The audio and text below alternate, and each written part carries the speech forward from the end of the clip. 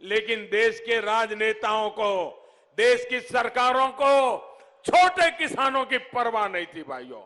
जिसके पास 1 हेक्टेयर से भी ज्यादा जमीन नहीं है, छोटा सा जमीन का टुकड़ा है, वो भी परिवार बढ़ता है तो बढ़ जाता है। उन छोटे किसानों की चिंता इस देश में एक भी सरकार ने नहीं की थी। पहली बार आज मैं छोटे किसानों के लिए लड़ रहा हूं भाइयों और बहनों। हमारी सरकार छोटे किसानों की जरूरतों, उनकी आवश्यकताओं को ध्यान में रखते हुए भी काम कर रही है। हमारे एक किसान साथी फल सब्जी उगाते हैं, पशुपालन का काम करते हैं। पीएम किसान सम्मान निधि से ऐसे करोड़ों छोटे किसानों की मदद हो रही है। भाइयों बहनों, हम सत्ता में आए उसके पहले, आपने मुझे सेवा करने का मौका दिया उसके पहले, क्या कभी भी आपके कानों पे किसी पॉलिटिकल पार्टी, किसी पॉलिटिकल लीडर के मुंह से छोटे किसान इस शब्द भी सुना था क्या? सुना था क्या? इस देश में 80-90% छोटे किसान है, लेकिन देश के राजनेताओं को, देश की सरकारों को छोटे किसानों की परवाह नहीं थी भाइयों। जिसके पास 1 हेक्टेयर से भी ज्यादा जमीन नहीं है, छोटा सा जमीन का टुकड़ा है, वो भी परिवार बढ़ता है तो बढ़ जाता है। उन छोटे किसानों की चिंता इस देश में एक भी सरकार ने नहीं की थी। पहली बार आज मैं छोटे किसानों के लिए लड़ रहा हूं भाइयों बहनों। बाराबंकी के ऐसे ही 5 लाख से अधिक किसानों को, छोटे किसानों को हमने जो योजनाएं दी है उसका लाभ मिल रहा है। और आप अंदाजा लगाइए, सिर्फ बाराबंकी में ही हमने कितने रुपए किसानों के बैंक खातों में ट्रांसफर किए हैं। मैं सिर्फ बाराबंकी का बताता हूं, और सीधे उनके बैंक खाते में गए हैं। कोई बिचौलिया नहीं, कोई कटमनी नहीं, कोई मेरा तेरा नहीं, किसान मतलब किसान।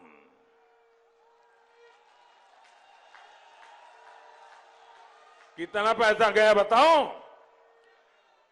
800 करोड़ रुपया, 800 करोड़ रुपया अकेले बाराबंकी में किसान के खातों में गया है। अगर मैं बाराबंकी के लिए 800 नहीं 200 करोड़ की भी योजना जाहिर करता ना, तो अखबार वाले, टीवी वाले हेडलाइन बना देते, बाराबंकी के लिए 200 करोड़। 800 करोड़ दे चुका हूं भाइयों, 800 करोड़ दे चुका।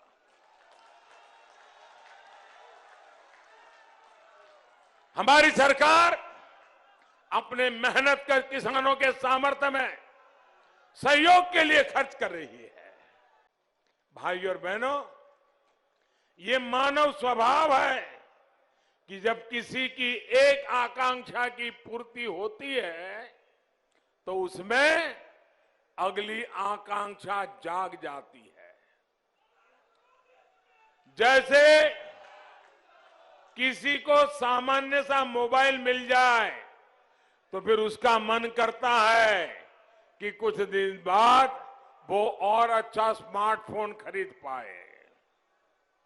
इसी प्रकार जब विकास भी नई आकांक्षाओं को जन्म देता है। जिन गांवों में सड़क आ गई, वहां सिंगल पट्टी है तो डबल पट्टी मांगेंगे, डबल पट्टी है तो ऑल वेदर रोड की आकांक्षा बढ़ती है।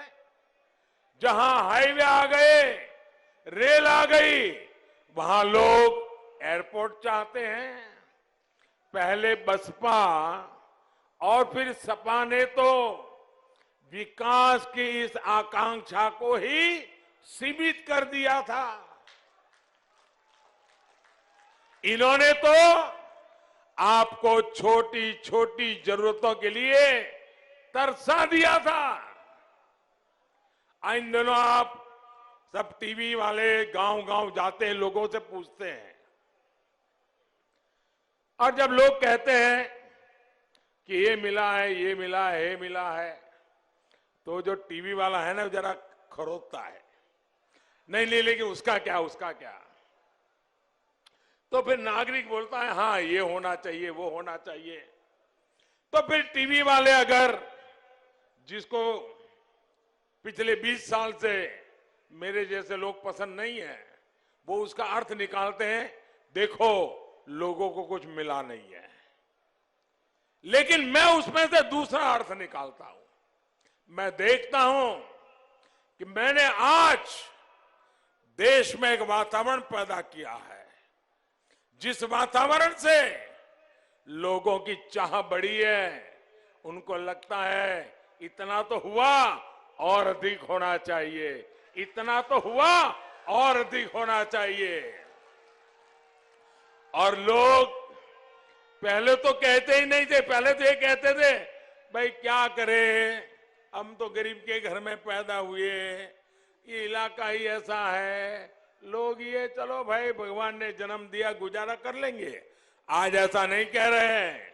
मुझे गर्व है, मेरे देशवासी कह रहे हैं हमें ये चाहिए, हमें वो चाहिए, क्योंकि उनको मोदी पे भरोसा है।